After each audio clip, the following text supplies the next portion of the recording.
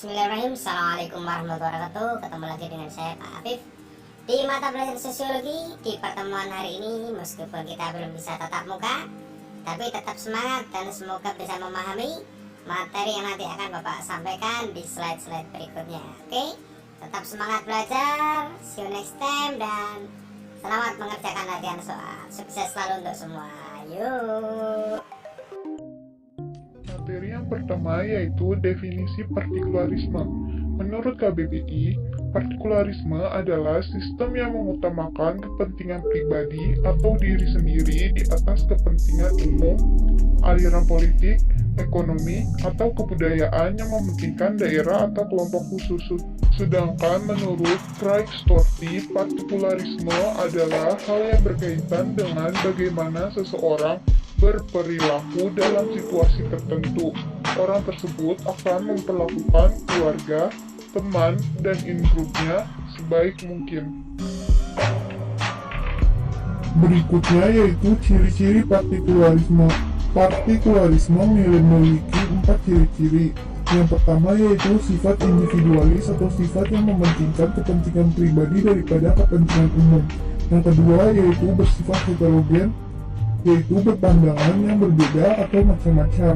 Yang ketiga yaitu mempunyai mobilitas tinggi, yaitu memiliki dan menghadapi perubahan yang cepat.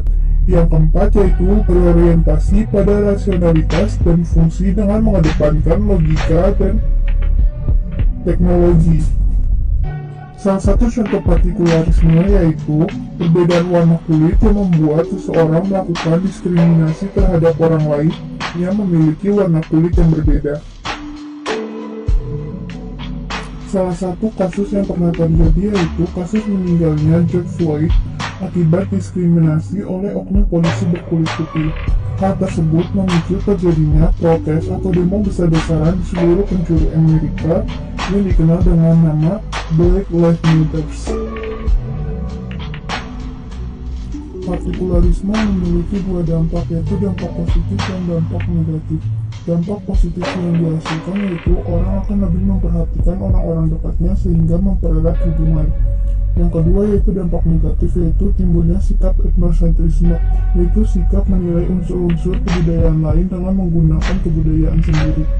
Yang kedua yaitu benturan antar kelompok, dan juga munculnya ketimpangan sosial antar masyarakat.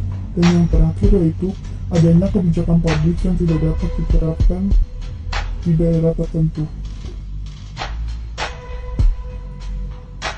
Materi yang kedua yaitu mengenai eksklusivisme.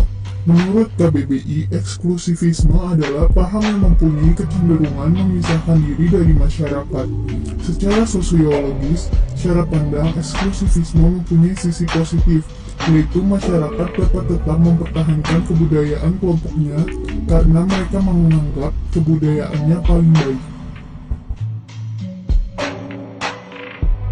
Eksklusivisme memiliki dua ciri-ciri, yaitu yang pertama mengutamakan kepentingan pribadi atau individualis, dan yang kedua yaitu kecenderungan memisahkan diri dari sikap khusus yang telah disepakati dalam kelompok tersebut.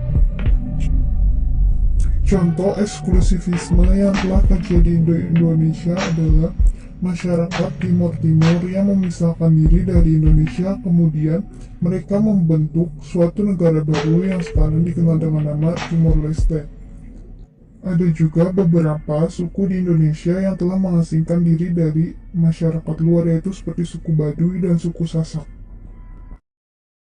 Sama halnya dengan partikularisme, eksklusivisme juga memiliki dua dampak, yaitu dampak positif dan dampak negatif.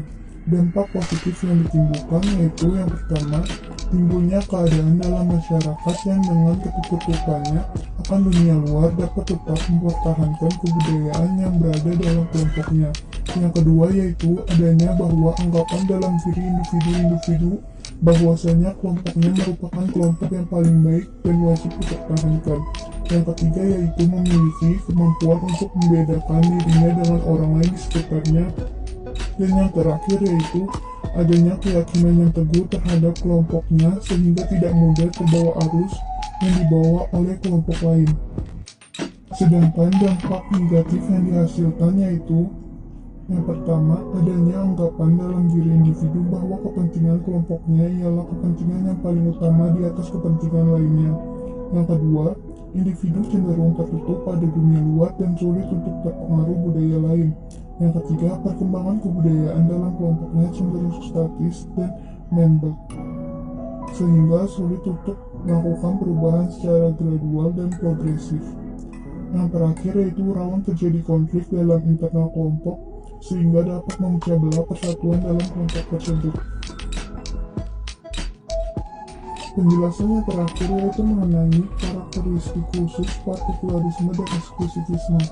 Yang pertama, kita bisa melihat dari dimensi sejarah, yaitu diarahkan pada masalah tumbuh dan berkembangnya hubungan antar kelompok. Jadi di sini kita bisa melihat mengapa kelompok tersebut memiliki sifat partikularisme ataupun eksklusivisme melalui masa lalu atau sejarah yang terjadi pada kelompok tersebut. Seperti halnya yang terjadi pada kasus Timor Timur yang berubah menjadi Timor Leste, kita bisa mengetahui atau melihat sejarahnya dari buku-buku mengapa hal itu bisa terjadi. Kedua yaitu dimensi institusi, yaitu adanya keterkaitan antara institusi politik dan ekonomi yang dapat mempengaruhi terjadinya partikularisme dan eksklusivisme dari golongan tersebut. Yang ketiga yaitu dimensi gerak sosial. Dalam dimensi gerak sosial dapat terjadi dua tindakan, yaitu adanya perubahan dan adanya mempertahankan keadaan.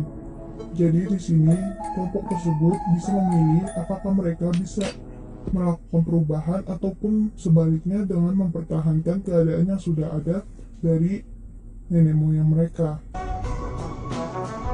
Yang keempat yaitu dimensi perilaku, yaitu salah satu perilaku yang ditentukan adalah diskriminasi pada anggota berbagai kelompok, seperti halnya yang sudah kita bahas tadi.